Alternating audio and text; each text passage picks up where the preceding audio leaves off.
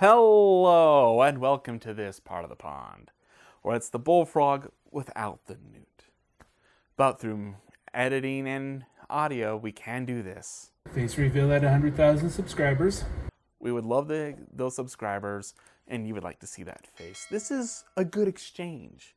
And speaking of exchanges, it is Christmas, which means this. Here in the pond, we celebrate Christmas by highlighting reality. We don't do a movie or a show or book. We kind of focus more on these great moments of kindness in human history. We have done the Christmas truce, Ray Charles and Jim Henson saying that nothing is impossible. One of my favorite things of human history is the candy bombers. And right now, and for this year, we are doing Desmond Doss, the conscientious objector. And boy, we're going to go into this one. This is another World War II story, but World War II was just rich with amazing feats of humanity. And this is one of the best. It's not I'm saying that one's better than the other, but this is just jaw-dropping. I mean, nuts. What this guy had to go through. And it begins with his own government and his own soldiers. Because Desmond Doss is a Seventh-day Adventist, I think. In their religion, Saturday is the holy day, and he tries his best to keep the Sabbath day holy. So, while he is being trained with his fellow soldiers and such, he's doing his best to get Saturdays off. He also is not going to touch a gun or hurt anyone or take a life. And that leads to a lot of issues. I mean, throughout the story, you see him deal with the brass and deal with his opponents. I mean, there's actually an attempted coup to get him kicked out of the military. And this is him before he enters into the war. Damn!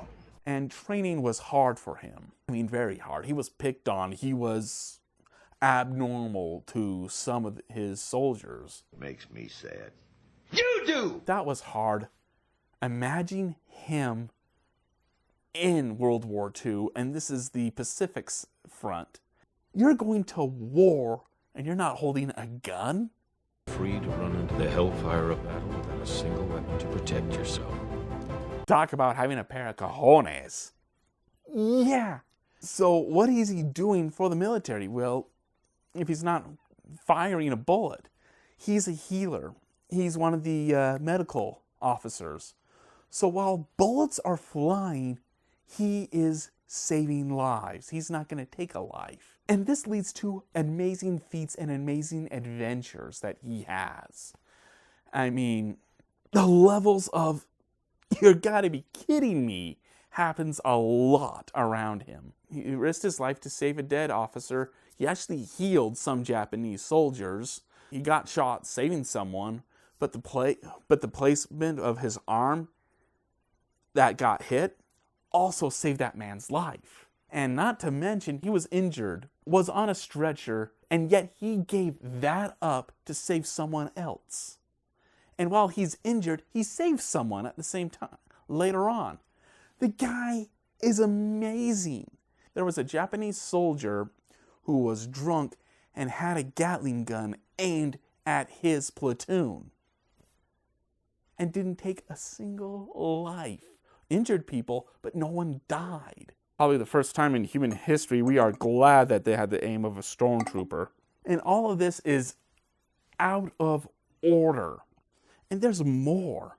But the biggest highlight of Desmond Doss's military career in the Pacific is Hacksaw Ridge. And the movie that highlights his life, called Hacksaw Ridge, you see the depression and the state of that moment. But that is not exactly accurate. It's an amazing movie, highly recommended, what happened there isn't exactly what happened in the movie. It's far more worse, because that's a spot that the American military's been trying to take control. And when they finally did with Doss's crew, the Japanese waited and did an assault, coming out of caves and attacking everyone. So it wasn't just them and they were being consistently killed, but at this moment it was far worse, because officers were dying, everyone was getting shot, they were trying to take cover.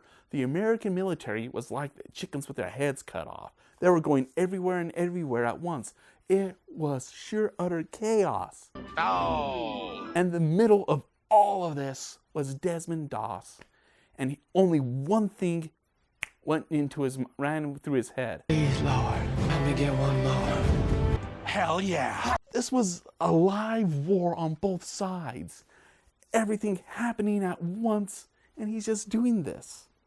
It's an amazing thing of what he did, and he saved so many people.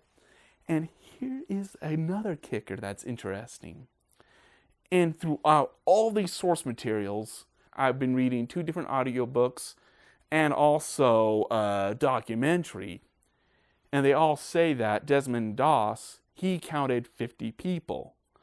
But the military, they counted and said, actually, you may have saved 100 people. But Doss is going, I don't remember carrying that much, but the numbers should say 100. So the American brass went, okay, we'll just say you did 75, okay? So in the record, it says he saved 75 men. But there is a chance, a high chance, mind you, he saved more lives.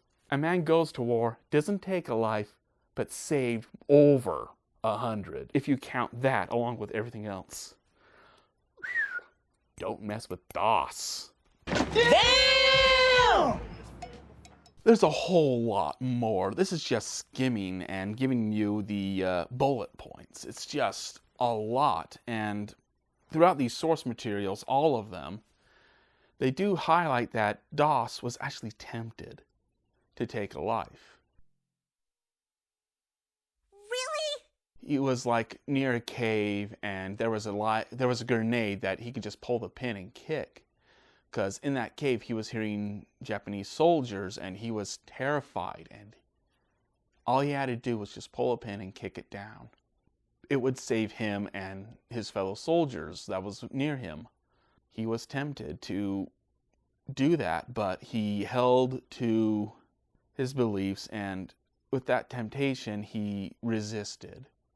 And that night, he and his crew survived, and they were moved to somewhere else. And he lived to be around the age of 90, I think. And a lot of his men survived. One of his superiors lived long enough to talk to Doss again. At all, unless he had a rifle. But then, in the long run, finding out that he was one of the bravest persons alive. And then to have him end up saving my life was the irony of the whole thing.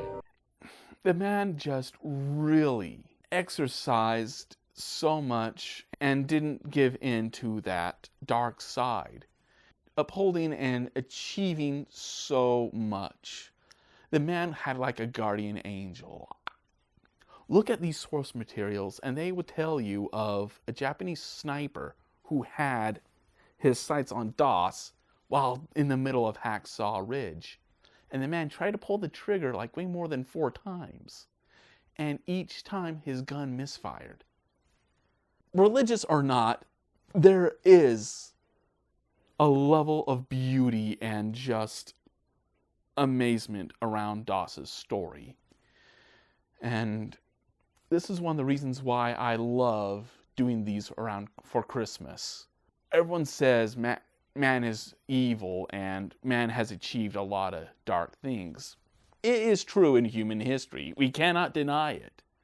But through these dark subjects, through these harsh realities of what we've seen and what we've created, don't forget there is bright light in human history.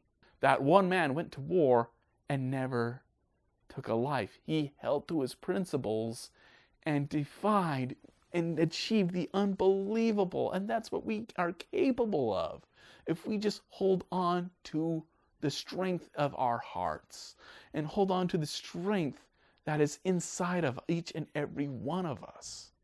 Impossible things can and has happened. We do not know what man is capable of. And it's amazing to see what man can do when they're trying to do the greatest kindness for mankind. What a wonderful year this has been.